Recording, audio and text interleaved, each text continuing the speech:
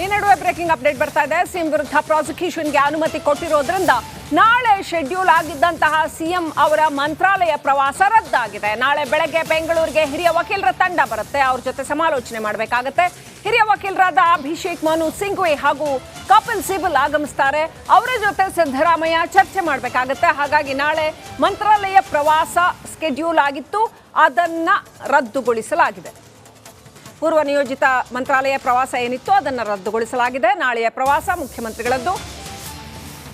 ವಕೀಲರ ತಂಡ ಇವತ್ತು ರಾತ್ರಿ ಅಥವಾ ನಾಳೆ ಒಳಗಡೆ ಬೆಂಗಳೂರು ರೀಚ್ ಆಗುತ್ತೆ. ಆದ್ರಿಂದ ಅವ್ರ ಜೊತೆ ಕೂತು ಸಮಾಲೋಚನೆ ಮಾಡ್ತಾರೆ ಅಂತ ಹೇಳಲಾಗಿದೆ. ಮುಂದಿನ ಕಾನೂನು ನಡೆ ಏನು, ಮುಂದೆ ಕಾನೂನು ಸ್ಟ್ರಾಟಜಿ ಏನು ರೂಪಿಸಬೇಕು ಅನ್ನೋ ವಿಚಾರದಲ್ಲಿ ಮಾತುಕತೆ ನಡೆಸ್ತಾರೆ ಅಂತ ಹೇಳಲಾಗಿದೆ. ಹಾಗಾಗಿ ಮಂತ್ರಾಲಯ ಪ್ರವಾಸ ರದ್ದಾಗಿದೆ.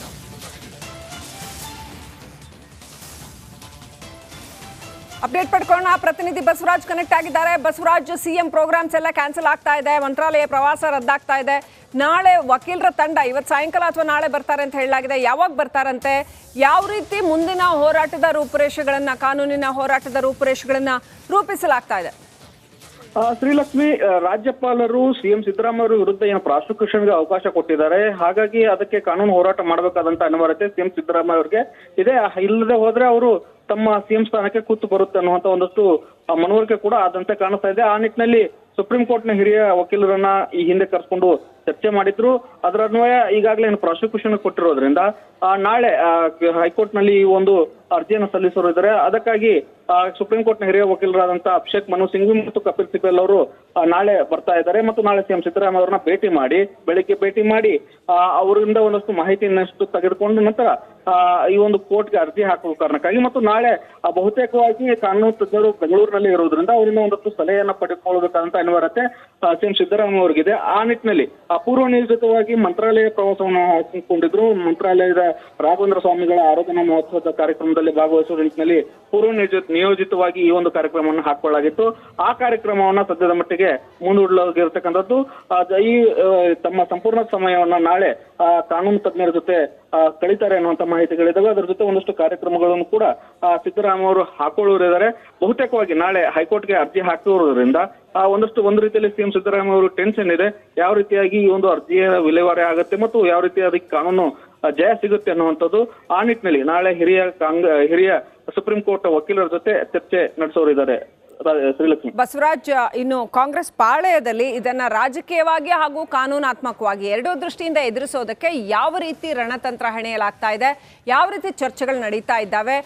ಒಟ್ಟು ಕಾಂಗ್ರೆಸ್ ಪಾಳೆಯದಲ್ಲಿ ಡಿ ಕೆ ಶಿವಕುಮಾರ್ ಇರ್ಬೋದು, ಡಾಕ್ಟರ್ ಜಿ ಪರಮೇಶ್ವರ್ ಇರ್ಬೋದು ಅಥವಾ ಇತರೆ ನಾಯಕರುಗಳು ಇರಬಹುದು, ಯಾವೆಲ್ಲ ರೀತಿನಲ್ಲಿ ಸ್ಪಂದಿಸ್ತಾ ಇದ್ದಾರಾ? ಸಿದ್ದರಾಮಯ್ಯನವ್ರ ಜೊತೆ ಇದ್ದಾರಾ ಅಥವಾ ಹಾಗೇನು ಇಲ್ಲ, ಸಿದ್ದರಾಮಯ್ಯನವ್ರು ಒಬ್ಬರೇ ಸ್ಟ್ರಾಟಜಿ ಮಾಡ್ತಾ ಇದ್ದಾರೆ, ಆ ಥರ ಇದೆಯಾ? ಯಾವ ಥರ ಇದೆ ಪರಿಸ್ಥಿತಿ?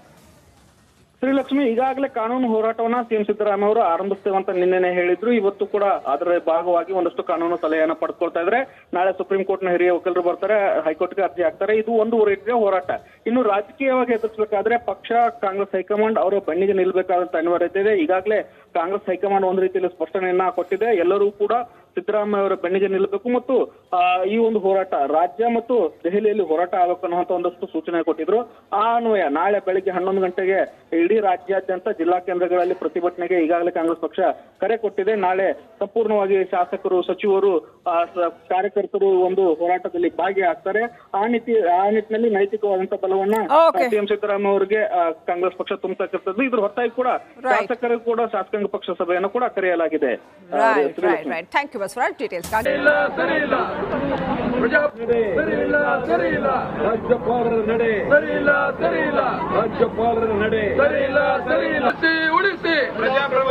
ಬೆಂಗಳೂರು, ಮೈಸೂರು ಹಾಗೂ ಮಂಡ್ಯದಲ್ಲಿ ಪ್ರತಿಭಟನೆ ನಡೆದಿರ್ತಕ್ಕಂಥ ದೃಶ್ಯಗಳನ್ನ ನೋಡ್ತಾ ಇದ್ರ. ಬೆಂಗಳೂರಲ್ಲಿ ವಾಟಾಳ್ ನಾಗರಾಜ್ ಸೇರಿದಂತೆ ಇನ್ನು ಅನೇಕರು ಪ್ರತಿಭಟನೆಯನ್ನ ನಡೆಸಿದ್ರು. ಹಾಗೆಯೇ ಮತ್ತೊಂದು ಕಡೆ ಕಾಂಗ್ರೆಸ್ ಕಾರ್ಯಕರ್ತರು ಕೂಡ ಪ್ರತಿಭಟನೆಯನ್ನ ನಡೆಸಿದ್ರು. ಜೊತೆಗೆ ಮೈಸೂರಿನಲ್ಲಿ ಮಹಿಳಾ ಕಾಂಗ್ರೆಸ್ ಕಾರ್ಯಕರ್ತೆಯರು ಪ್ರತಿಭಟನೆ ನಡೆಸಿದ್ರು. ಮಂಡ್ಯದಲ್ಲೂ ಕೂಡ ಪ್ರತಿಭಟನೆ ನಡೆಸಲಾಯಿತು. ರಾಜಭವನದ ವಿರುದ್ಧ, ರಾಜ್ಯಪಾಲರ ನಡೆಯ ವಿರುದ್ಧ ಪ್ರತಿಭಟನೆಗಳನ್ನ ನಡೆಸಲಾಗ್ತಾ ಇದೆ. ಮೈಸೂರಿನಲ್ಲಿ ಕಾಂಗ್ರೆಸ್ ಕಾರ್ಯಕರ್ತೆಯರು ಪ್ರತಿಭಟನೆಯನ್ನ ನಡೆಸಿದ್ರು. ಗ್ಯಾರಂಟಿ ವಿಚಾರದಲ್ಲಿ ಸಿದ್ದರಾಮಯ್ಯ ಅವ್ರನ್ನ ಟಾರ್ಗೆಟ್ ಮಾಡಲಾಗ್ತಾ ಇದೆ ಅನ್ನುವಂಥದ್ದನ್ನ ಪುಷ್ಪ ಅಮರನಾಥ್ ಹೇಳ್ತಾ ಇದ್ರು.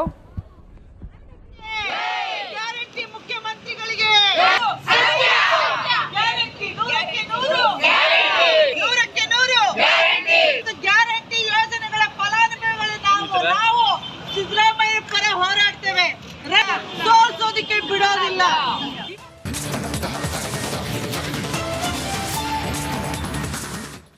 ಸಿಎಂ ಸಿದ್ದರಾಮಯ್ಯ ಅವರ ವಿರುದ್ಧ ಪ್ರಾಸಿಕ್ಯೂಷನ್ಗೆ ಈಗ ಗವರ್ನರ್ ಅನುಮತಿ ಕೊಟ್ಟಿರೋದ್ರಿಂದ ರಾಜ್ಯಾದ್ಯಂತ ಪ್ರತಿಭಟನೆಗಳಾಗ್ತಾ ಇವೆ. ನಿನ್ನೆ ಆರಂಭ ಆಗಿರ್ತಕ್ಕಂಥ ಪ್ರತಿಭಟನೆಗಳು ಇವತ್ತು ಕೂಡ ಕಂಟಿನ್ಯೂ ಆಗಿದೆ. ಅಹಿಂದ ಸಂಘಟನೆ ಹಾಗೂ ಸಿದ್ದು ಅಭಿಮಾನಿಗಳು ಪ್ರೊಟೆಸ್ಟ್ ಮಾಡ್ತಾ ಇದ್ದಾರೆ. ಗದಗ್, ಕೊಪ್ಪಳ, ಚಿಕ್ಕಮಗಳೂರು, ವಿಜಯಪುರ, ಹಾವೇರಿ ಸೇರಿದಂತೆ ರಾಜ್ಯಾದ್ಯಂತ ಪ್ರತಿಭಟನೆ ಭುಗಿಲೆದ್ದಿದೆ. ರಾಜ್ಯಪಾಲರ ವಿರುದ್ಧ ಘೋಷಣೆಗಳನ್ನ ಕೂಗಿ ಆಕ್ರೋಶ ವ್ಯಕ್ತಪಡಿಸ್ತಾ ಇದ್ದಾರೆ. ಹಾಗೆಯೇ ಟೈರ್ಗೆ ಬೆಂಕಿ ಹಚ್ಚಿ ಸಿಎಂ ಅಭಿಮಾನಿಗಳು ಕಿಡಿಕಿಡಿಯಾಗಿದ್ದಾರೆ.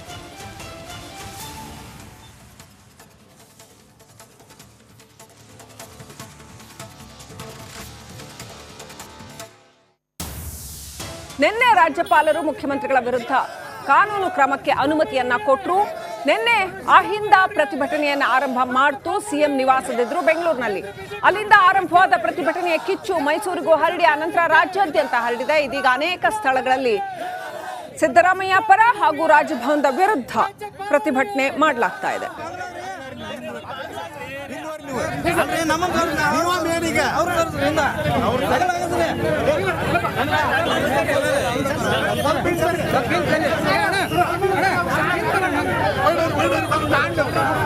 ರಾಜ್ಯಪಾಲರಿಗೆ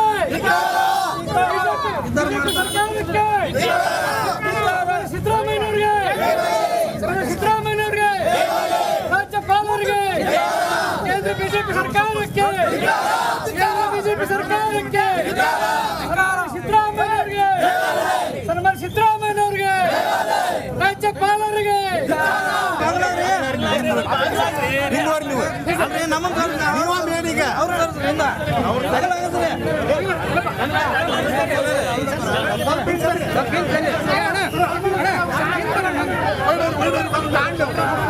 ರಾಜ್ಯಪಾಲರಿಗೆ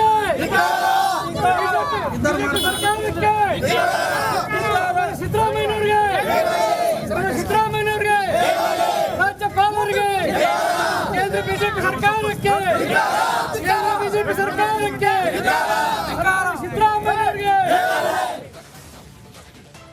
ರಾಜ್ಯಪಾಲರ ನಡೆ ಸರಿಯಿಲ್ಲ ಸರಿಯಿಲ್ಲ ರಾಜ್ಯಪಾಲರ ನಡೆ ಸರಿಯಿಲ್ಲ ಸರಿಯಿಲ್ಲ ಉಳಿಸಿ ಪ್ರಜಾಪ್ರಭುತ್ವ ಉಳಿಸಿ ರಾಜ್ಯಪಾಲರ ನಡೆ ಸರಿಯಿಲ್ಲ